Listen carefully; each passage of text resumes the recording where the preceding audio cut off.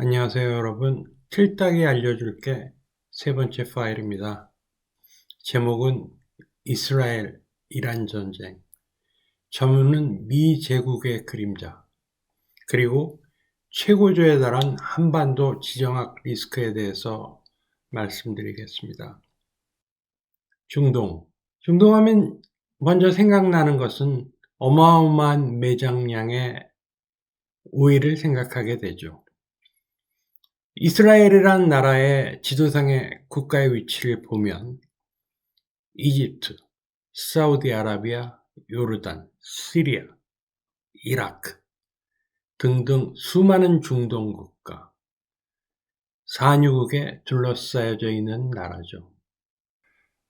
흔히 이스라엘은 가라앉지 않는 미국의 항공모함이라는 말이 있죠.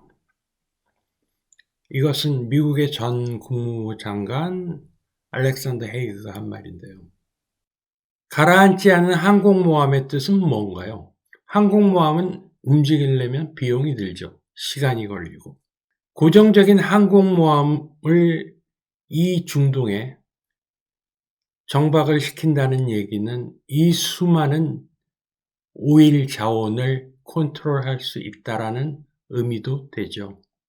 작년 10월 7일 날 하마스가 이스라엘을 공격을 했는데 역사적으로 굉장히 중요한 이정표가 생겼습니다. 지금의 중동 전쟁은 다른 것보다는 저물어가는 미 제국의 패권과 새로 떠오르는 러시아, 중국 등의 연합이 벌어지는 패권 전쟁으로 보는 게 맞다고 봅니다. 1970년 우리는 수많은 오일 쇼크를 기억하죠. 그때 뭐라고 했나요? 석유 자원은 한정돼 있어서 미래에 고갈될 것이다. 그래서 수많은 대체 에너지를 개발해야 된다고 온 세계가 2000년대 초반까지 난리가 났었죠. 거기에 따라서 전 세계 경제는 중동에 있는 오일을 기반으로 그 시스템을 구축해 왔고, 미국은 이스라엘이라는 거점을 만들어서 중동에 수많은 오일 자원과 미국의 월가의 자본, 그리고 수많은 오일 회사가 진출하고 그거를 지원하는 군수 회사들이 이스라엘을 서포트하며 중동의 패권을 장악을 했죠. 거기에 사우디의 적극적인 협력, 그로 인해 전 세계 모든 오일 대금은 이른바 미국 달러로 결제하는 페트로달러 시대를 열었습니다. 조금 뒤돌아서 이라크 전쟁을 생각을 해볼까요? 사담 후세인, 한동안은 굉장히 미국과 찐친의 사이였지만 페트로달러의 거부를 선언하면서 실제로 미국 정부에 제거되었다고 볼 수 있죠. 한동안 감히 그 누구도 페트로달러에 대한 저항을 할 수는 없었죠. 이런 모든 중동에서의 미국 패권이 어느 순간 바뀌기 시작했습니다. 2000년 들어오면서 미국에서 새로운 공법의 셰일 가스 추출이 탄생을 했고, 또 캐나다에서 오일 샌드, 흡사 참기름을 짜면 기름이 뚝뚝 떨어지는 것 같은 모래에서 나는 엄청난 양의 오일들. 석유를 공급할 수 있는 전 세계 자원은 굉장히 다양화되기 시작했죠. 러시아, 이란, 미국과 상반되는 또 다른 오일머니, 거기에 중국의 아프리카, 중동의 진출.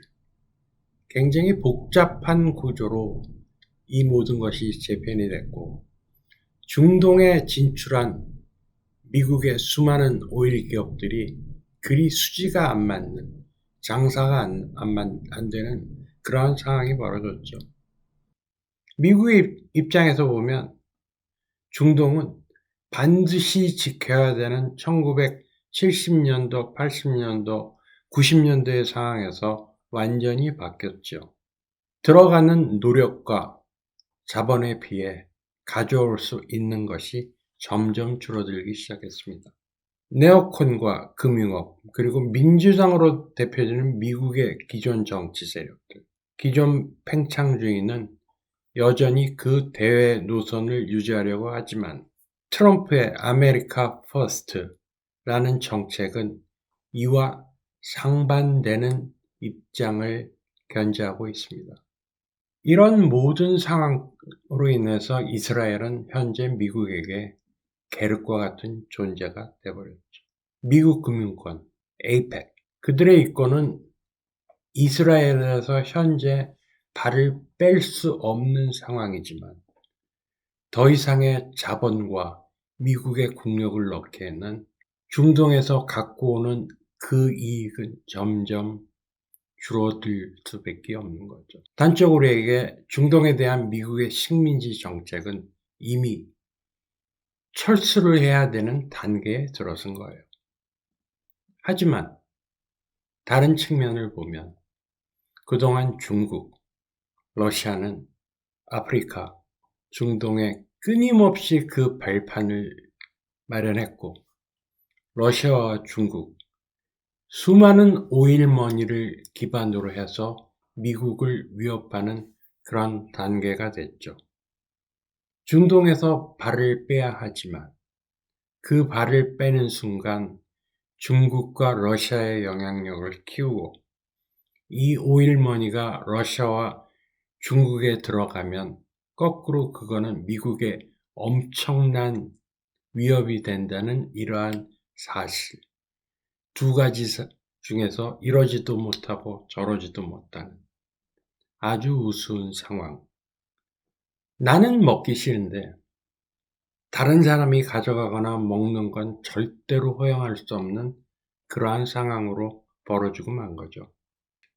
10월 7일 하마스의 공격은 이러한 미국의 딜레마, 미국의 약점을 정확히 간파한 급소를 찌르는 그러한 공격이었다고 봅니다.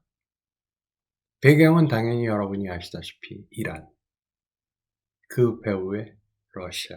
이란과 러시아의 궁극적인 목적은 미군이 중동에서 특히 이라크, 시리아 그러한 막대한 오일에 대한 영향력을 중동에서 제거시키려는 그러한 의도가 있는 거죠. 이란은 미국과 이스라엘을 압박하기 위해서 작년 말 후티 반군을 통해서 사해를 봉쇄하기 시작했고 사우디아라비아를 통해 이스라엘로 들어가는 물자를 봉쇄하기 위해 호르무즈 해협을 봉쇄하는 작전을 써왔죠. 이것은 흡사 중동만의 문제가 아니라 전 세계의 많은 포션을 차지하는 중동의 석유들이 세계에 분배할 때 막대한 물류비의 부담을 가중시키는 일을 하는 거죠. 이 해안들이 다 봉쇄되고 이 수로들이 봉쇄될 때 희망봉을 동안 한 바퀴 지구를 돌아 와야 되는 그 수많은 물류비, 결국은 전 세계 인플레이션의 주역으로 자리 잡는 건 모두 다 인정하고 있는 사실이죠. 하마스의 공격으로 이스라엘이 이 전장에 들어왔을 때, 그 당시 저는 사람들과 얘기할 때 바양으로 이스라엘 국가 소멸의 시나리오가 펼쳐진다고 해서 모두 웃은 적이 있는데 물론 저도 농담 반이었어요. 지금 제 입장에서 생각을 해보면 그것이 점점 현실이 되는 어떠한 공포 같은 것이 저한테 생겨요. 하마스의 공격, 반격, 모두들 이스라엘의 낙승을 예견했지만 어떻게 돼 있나요? 지금 이스라엘은 발을 뺄 수밖에 없는 상황이 됐고 그거에 이어서 가자 지구의 배후인 이란, 시리아에 있는 이란 대사관을 공격을 해 이란의 고위 인사들을 살해하는 일을 벌였죠. 물론 대사관이니까 취해복권이며 면책특권이 부여되는 타국에 있지만 그 자국의 영토랑 동일한 곳을 공격을 했으니 이것은 선전포고랑 다름이 없고 거기에 대한 반격에는 미국조차 입을 열 수가 없게 돼 버린 거죠. 이스라엘 하면 미국 기술 기반의 아이언돔이라고 하는 전 세계 최고의 방어망 시스템을 갖고 있죠. 이란은 약 300 수십 개의 드론과 미사일을 이스라엘에 쏟아부었죠.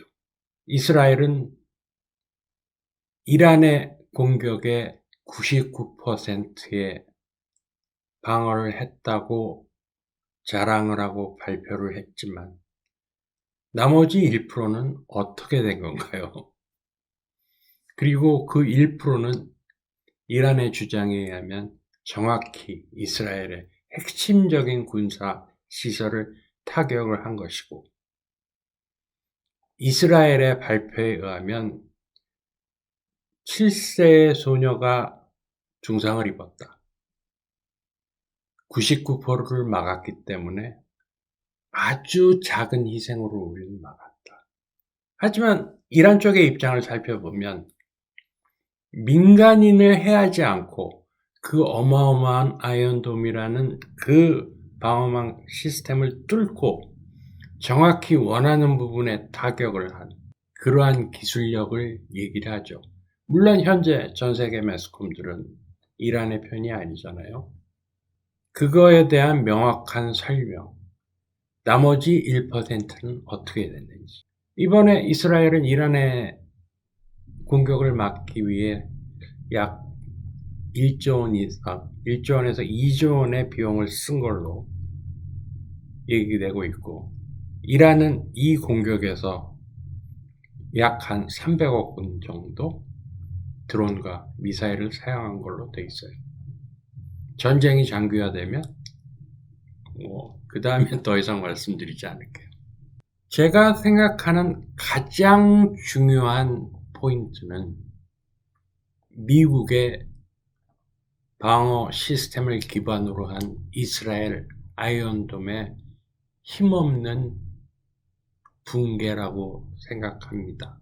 정작 방어해야 될 중요한 군사시설은 이란과 러시아의 합작이라고 보여지는 초음속 미사일로 단 4발에서 5발 정도의 미사일로 군사기지가 파괴되는 그런 모습을 보였죠.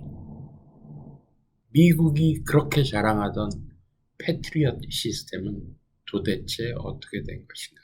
압도적인 무기 시스템으로 중동의 맹주의 자리를 갖고 있다는 그런 환상은 이제 점점 깨지기 시작했죠. 어저께 있었던 이스라엘의 보복 공격은 어떻게 됐나요?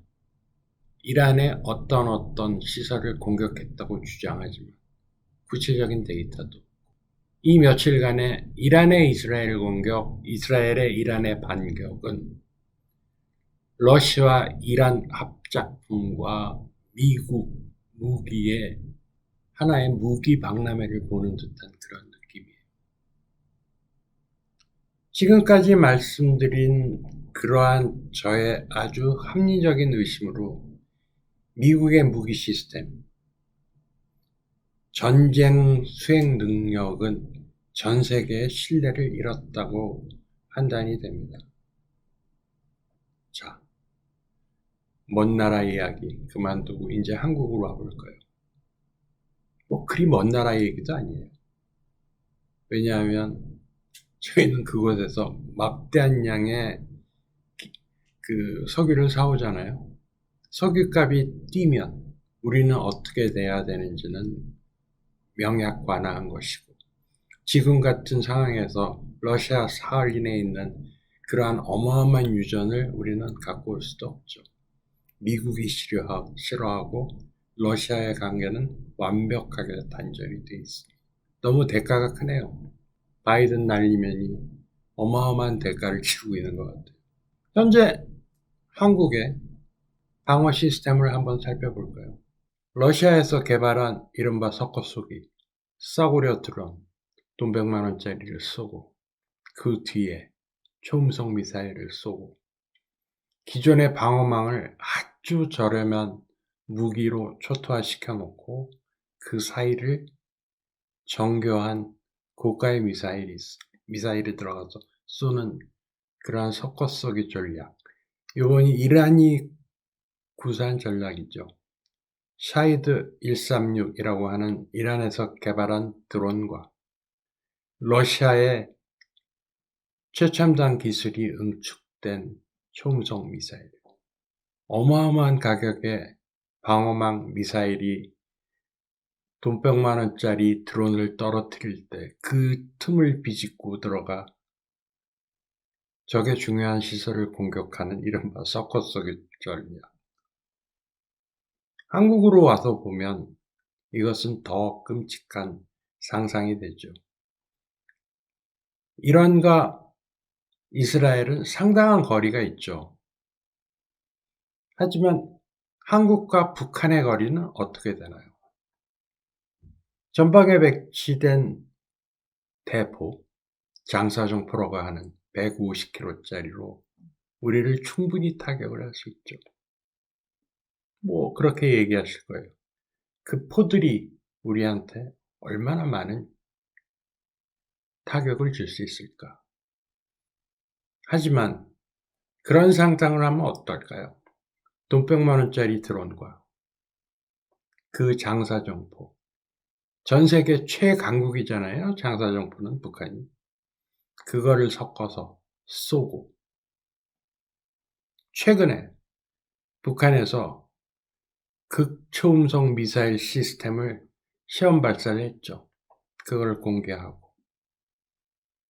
그리고 러시아의 기술과 조인들의 정찰위성, 가이드가 되는 위성을 띄웠다고 의심이 되는 이런 상황에서 그것이 날라오면 그 정밀한 초음속 미사일은 우리의 어떤 부분을 타격을 할 수 있을까요? 정말 생각만 해도 소름이 돋는 일이죠. 여태까지의 전 세계는 미국이 전 세계 최고의 군사 시스템, 가장 높은 퀄리티의 무기 체계를 가지고 전 세계를 지원하고 중국과 러시아를 포함해 모든 국가들이 미국의 이런 힘의 우위에 무릎 꿇고 있어야 된다는 이러한 환상 속에서 여태까지 지내왔죠. 러시아는 우크라이나 전쟁을 하면서 미국의 약점을 보았고 이란을 앞세워 미국의 군사 능력을 테스트한 거라고 보여지죠. 한국은 모든 시스템, 전투기, 방공망 이런 등등 기껏해야 만드는 게 기관총, 대포알 이 정도 그걸 국가방위산업이라고 하고 있고 전투기, 헬리콥터 이런 것도 만든다고 하지만 모든 베이스는 미국의 군사 시스템을 따르고 있고 이런 상태에서 미국의 강력한 군사 시스템이 중동에서 무너진다는 것은 곧 한반도, 대한민국의 지정학 리스트가 폭등하고 있다고 봐야 되는 거죠. 그리 오래되지 않은 과거의 시간으로 돌아가면 북한의 몇십만 원짜리 드론이 휴전선을 넘어 대통령이 집무하는 용산을 비롯해 서울 전역, 경기도 일대를 휩쓸고 간 사건이 있었죠. 물론 대응도 못했고 그 드론 중에 단 한 개도 떨어뜨리지 못했죠. 나중에 새떼들이 날아오는 걸 보고 드론이라고 착각을 해서 F-16 전투기가 떠서 그 불쌍한 새들만 잔뜩 죽였다는 얘기가 있잖아요. 몇 대가 왔는지 어떤 기종이 왔는지 전혀 파악할 수 없었고 후진 그 드론, 저가의 드론이 경기도 어디에 떨어진 것을 주워 가지고 그거를 분석하는 그러한 코미디이죠. 전혀 북한의 드론 공격에는 완전 무방비 상태였다는 걸 드러내죠. 자, 이런 상상을 해봅시다. 장사정포를 쏘고 우리의 방어 시스템을 흔들고 싸구려 드론들을 날리고, 이건 뭐 SF 영화가 아니라 지금 현재 이란과 이스라엘 전쟁 상황을 얘기하는 거죠. 그리고 북한이 현재 개발 중이고 어느 정도 개발이 됐다고 봐지는 촘성 미사일, 물론 핵심 기술은 러시아에서 많은 지원을 받겠지만 그 미사일들이 우리의 중요한 인프라 시설을 공격을 하면 우리가 막을 수 있을까요? 제 얘기를 이해하셨다면 그 정답은 이미 알고 계실 겁니다. 자, 생각을 해보자고요. 얼마 전에 카카오라는 회사에서 데이터 센터에 불이 나서 난리가 났었죠. 만약 그 미사일들이 그 데이터 센터를 공격을 한다면 카톡으로 모든 군사 지휘 체계와 정보 체계를 갖고 있는 우리 군은 어떻게 될까요? 아마 우리의 미사일이 우리의 군인을 공격하는 그런 코미디가 발생할 거예요. 이것 또한 SF 소설이 아니라 통신망의 중요성은 러시아가 우크라이나를 공격할 때 그 도청된 무전 자료에서도 나오잖아요. 왜 여기다 쏘냐? 우린 아군이다라고 부르짖던 러시아 장병들의 도청으로 99%를 막아냈다는 이 숫자의 허상. 아, 다 막았네? 열심히 하면 100%를 막을 수 있겠다. 과연 그럴까요?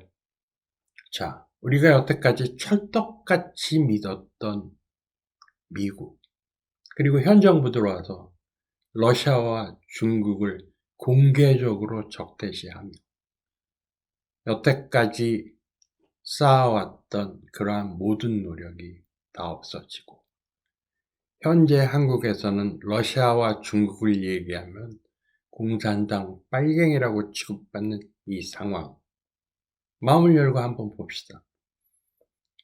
북한의 전쟁 능력을 억제할 수 있는 것은 아직도 미국이라고 생각하십니까? 아니면 중국과 러시아라고 생각하십니까? 그것은 각자의 판단이겠죠. 하지만 전 세계 최고의 국가 미국에 줄 서서 중국과 소련을 척지고 한반도의 지정학적 안정을 원한다. 한국에 핵폭탄 하나 갖다 놓으면 끝난다. 그런 식의 논리. 과연 그게 설득력이 있나요? 조금 우울한 얘기였지만 오늘 얘기는 여기까지 하도록 하고요. 기회가 되면 커져가는 북한의 위협과 한반도 전쟁 리스크에 대해서 다시 한번 얘기해 봤으면 좋겠네요. 오랜 시간 감사합니다.